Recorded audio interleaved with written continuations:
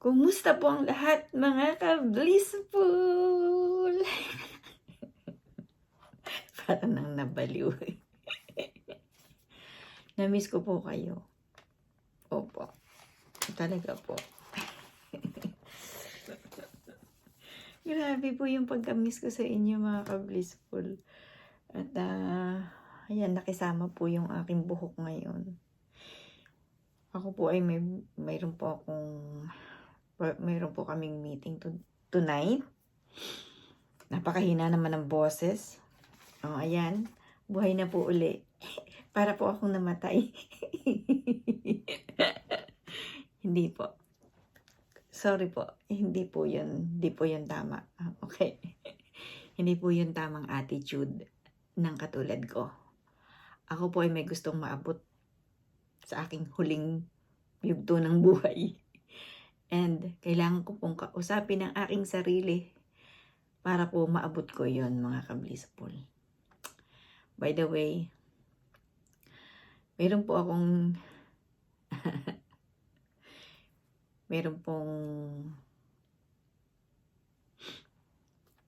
ano ba?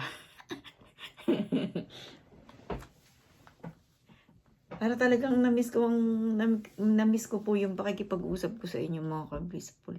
Ang daming na pong nangyari sa buhay ko, parang ang tagal ko pong nawala sa camera.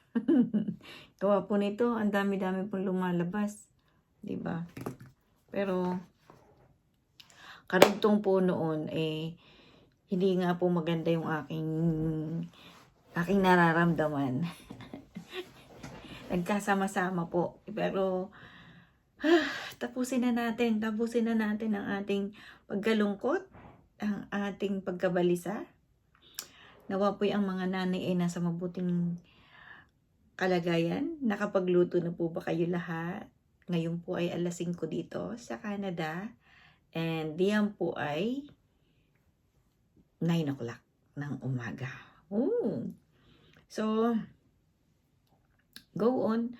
Mayroon pong darating kami na guest dito po sa farm na ayun nga po. Gusto ko pong i-confirm nila. Tomorrow po ang dating nila ng 2 o'clock. Sa ground naman po sila, hindi po dito sa bahay. Sila po ay mag-i-stay sa malapit sa water. Pero nag-i-snow nga po. Kaya po ako ay nagtatanong sa kanila kung makakarating po ba sila, o para kasi po kung hindi nila kayang mag-stay doon sa malapit sa water, ihahanda ko po itong bahay para po i-welcome sila. Sila po ay from US and inano ko po kasi yung kanilang lugar is malayo po. Aywan ko po ba bakit yung lugar namin pagka po sinearch nila, ang lumalabas daw po na unang sinesearch, pag sinearch po yung lugar ng dito po sa banda rito, yung pong unang ang lumalabas na pangalan. So kami po talaga yung nagugustuhan nila kasi malapit po sa water. Since nga po yung water ay palagay ko po yung magyeyelo kasi -7 po today dito. Nawa po'y bumaba pa, or nawa po'y mag-warm pa tomorrow. Kasi kung pagbaba po ng yelo, siya po ay natutunaw na agad, much better po. Pero since sila po ay magta-travel, sana naman maging safe ang pagdating nila po dito sa amin. Well, hindi naman po problema kung sila man po ay mag-stay dito sa loob ng bahay. Hindi po problema sa akin yun mga ka-blissful. Dahil sila po ay napakalayo ng pinuntahan. Well, karamihan naman po dito na mga nagta-travel. Pag po hindi sila pwede sa labas ng bahay, sila naman po ay nag-hotel at marami pong mga hotel na malapit dito mga ka-blissful. So, ako po ay nagwo-worry para sa kanilang mag-asawa kasi sila nga po ay from US. And from US po malayo po dito mga ka-blissful. Doon po sa kabilang panig ng lugar is Ang pagitan po ng Canada at ng US is only what do you call that? Pader lang po ang pagitan. Pero yung po doon sa kabilang part, hindi po dito sa amin. Kami po medyo malayo sa boundary. Is that boundary? Or yeah. Okay. Well, ang nakakabahala po ngayon yung po mga nasa US, di po ba? Yung mga nasa US na maipa-deport kasi sila po ay walang tamang papel na pumasok sa US. Actually, nung pagka po ako, katulad ko po, yung pong ako ang maiikwento ko, mahirap din po pumunta ng US kahit po kami ganitong Canadian na po kami citizen. At basta para kang ini-interrogate pagka po kayo pumupunta doon kasi parang feeling po nila mag-i-stay ka doon. Or pagka pupunta ka lang doon kasi mamimili ka, pagbalik nyo naman, may limit naman po.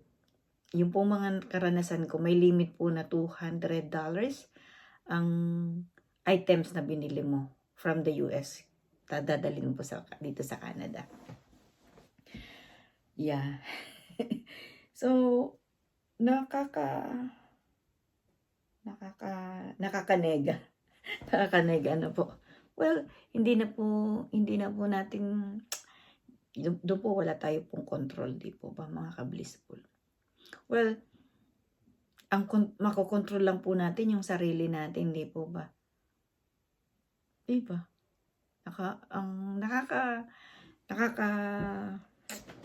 Nakakalungkot, pero ayun po yung yun po yung batas eh. 'Di ba, kahit nga po tayo diyan sa Pilipinas, pinauuwi din po natin ng maayos ang mga overstay diyan sa Philippines, 'di po ba? So,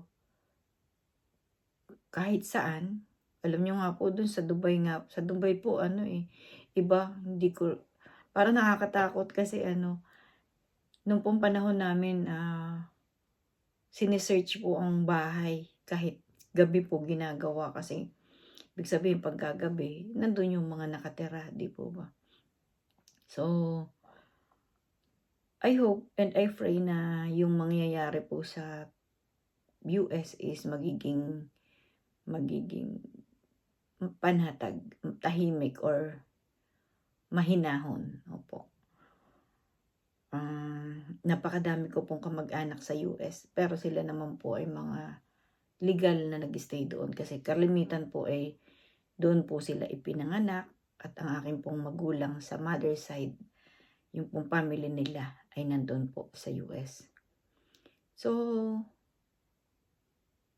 nakakabahala po dun sa iba kasi syempre mag-start, mahihirapan na sila kung sila matagal na sa US, mahihirapan na sila pagbalik sa Philippines, pero dapat lang po kasing I don't know, hindi ko, wala hati po yung puso ko para po magsalita ng kahit ano. Wala po akong pinapanigan kung pwede nga po doon na lang sila sa Philippines. Sa US kasi doon po nila naayos yung kanilang buhay. So doon po sila lumaki. Di po ba? Well, about naman po diyan sa Pilipinas, kumusta naman po kayo? Nawa po yung mga nasa lugar na dinaanan po ng mga bagyo. Grabe po yung pinsalang nangyari. Po? Ako nga po, sa totoo lang, hindi na po ako nanonood ng balita pagka po gabi. Kasi daladala ko po yung aking pag-aalala diyan sa Philippines. Well, ako po ay nandito sa Canada. Pero, syempre, mahirap talaga pagka may mga sakuna po. Kailangan lang talaga, ang tangay lang nating maaasahan ang pagdadasal, ang pagtitiwala sa Diyos, di po ba? napaka ano naman ng ating pag-uusap. Di po. Wala po akong activities today. Ang activities ko lang pong ginawa ay sa kusina. Ako po ay nagluto ng pansit.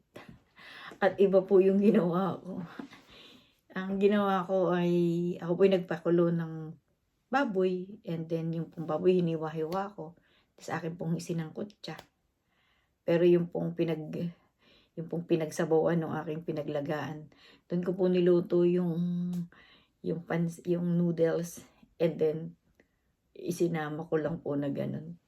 Pero nagtagumpay po ako, mga ka-blissful. Masarap po yung aking pansit. And, yes. Di po ba? Hindi po ako marunong magluto, pero kaya ko pong aralin. Willing po akong matuto. And, by the way, kahapon po ako may lumuwas. At may mga binili pong mga kailangan dito sa bahay. Pero ako po'y dumaan kay Tita Maria at ako po'y kasi kanya pong pinagluto ng ginatang mais. At ayun po, matatapos ko na po. Napakadami po niyang binigay pero kaya ko na po siyang matapos ngayon lang. So 2 araw lang. Pero talagang, yeah, so yummy. Ibang-iba po yung luto niya at saka luto. Well, maaaring sa paghahalo or sa basta iba talaga pagka yung magaling ng magluto ang magluluto, di po ba? Pero yeah, hindi ko pa rin po naluluto yung what do you call that? Ampalaya. I like to look. Gusto ko pong lutuin yung bukas. Actually, ang akin pong mga manok ay halos hindi na po sila umiitlog. Kasi nga po, bigla pong lumamig. Dati po ay -0 lang or -1. Ay, -0. -1. 0 nga, hindi siya magma-minus. So, mali ako. Dati po nagma-1 lang and then kanina po -7. At magma-8 po this week. So, ngayon po malamig. Pero naka-heater. Malamig po sa Pero hindi ko na po kayang lakasan pa yung heater. So, mag-a-adjust na lang po siguro yung aking katawan. Or magkukumot or magja-jacket. Magja-jacket para sa labas. Pero nasa loob ka, maka-jacket ka, right? So, ayan, hindi pa po tumatawag yung magdarating bukas. Pero pagkahanggat mamaya po hanggang 1 oras at hindi pa po sila sumasagot doon sa aking text, ako po ay mag-i-email sa kanila. Yun. And sabi nga po, di po ba, wag mong problemahin ang hindi pa problema. Inuunahan ko po yung kaya po ako nagkakaganito. Nag-overthinking po ako. Parang yung worried, yung worrying. Parang, ayun, kaya hindi, mahirap din po pala yung masyadong mapag-alala. Di po. Paano kaya? Pwede ko kayang sabihin sa aking sarili na, huwag ka nang mag-alala. Hindi pa naman problema. Di ba? Kasi pag pinaproblema mo ang hindi pa problema, diyan tutubo yung iyong mga yan. Too much. Ang sakit po. Pagkagabi para siyang yung nakapagpa-deliver na po ako ng aking mga kailangan panglinis ng mukha. At I believe na yung pag-worry ko sa kahit anong bagay, ito yung nagpapahirap sa aking utak.